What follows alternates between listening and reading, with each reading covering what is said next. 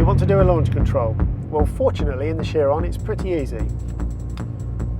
Pedal pressure on with your left foot on the brake, push the button, and there we go.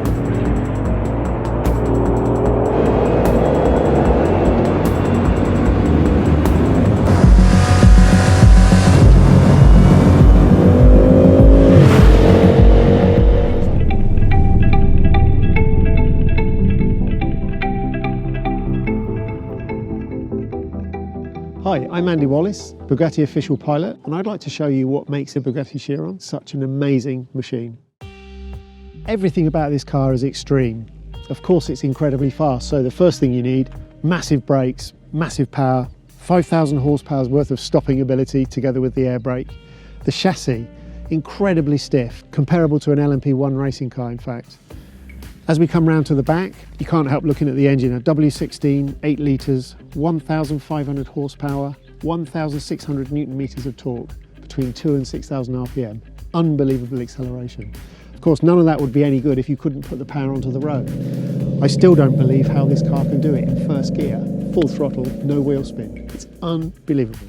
To get 1,500 horsepower, we've got 4 very large turbochargers. The problem with large turbochargers, they take a while to spool up. So we've got a unique system here, a 2-stage system, whereby 2 of the turbos are actually closed off at low RPM. We force 8 cylinders on each side through only 2. This means that they spin up very quickly. You reach actually maximum boost with only 2 turbochargers. And then as the revs rise and we need more volume, we bring the other 2 in. You need 1,000 litres of air per second for combustion. Sounds crazy, doesn't it?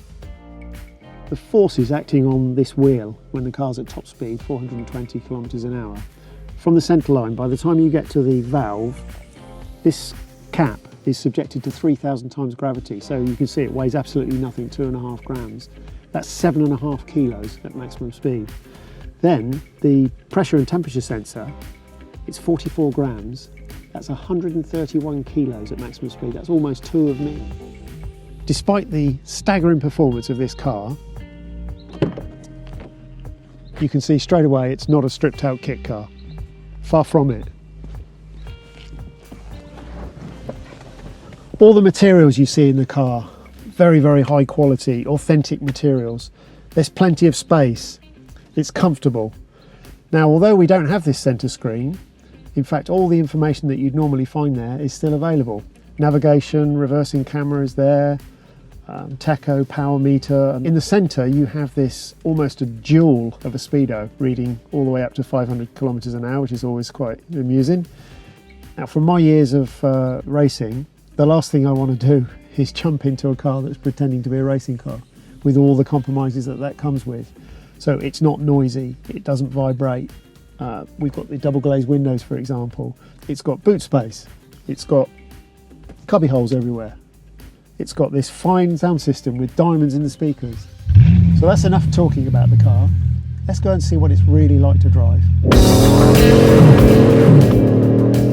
What you notice straight away as you drive the car, you pull away, it's incredibly normal.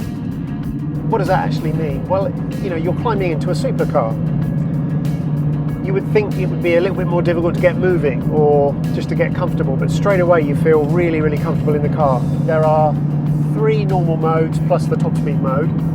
So if I run you through these modes, EB is the standard mode, the automatic mode. You can drive like that all day long, from 0 up to 380.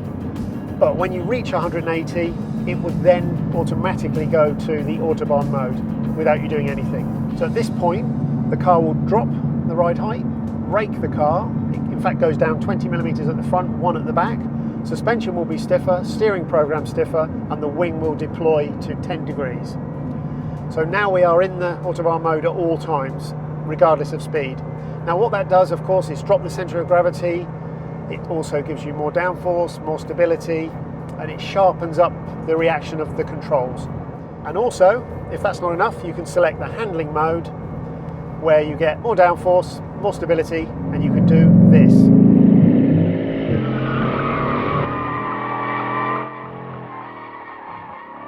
And that is how you be a hooligan in a Chiron.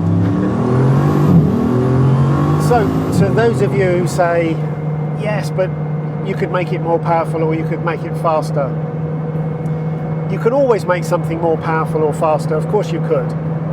But to build a real production car that's incredibly easy to drive is the difficulty.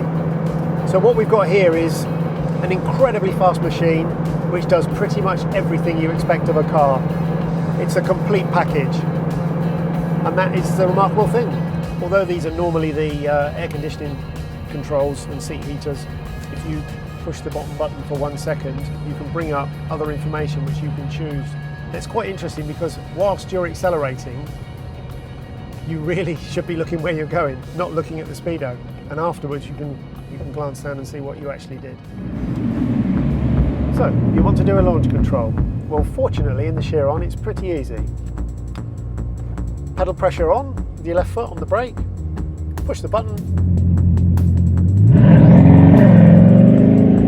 and there we go.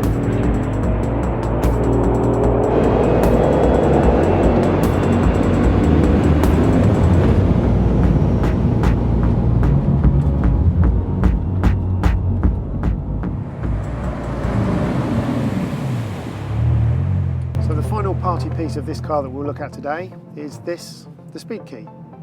So if 380 is not fast enough for you, using this key you can lift that limit up to 420, and it's very easy to do. Pop the key into the holder, turn the key. The car is now going through a checking system to make sure it's safe to go 420, and once it's happy, it's now done so, it's written top speed on the dash. We're now free to do 420. And off we go.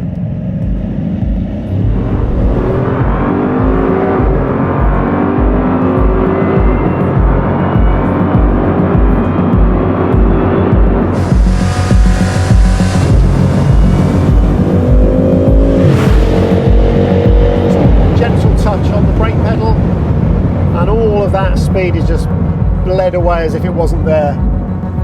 So that's 420 kilometers an hour, easy, stable, secure. I really hope you've enjoyed watching this. There's loads more fascinating things I could tell you about the Chiron, but maybe next time.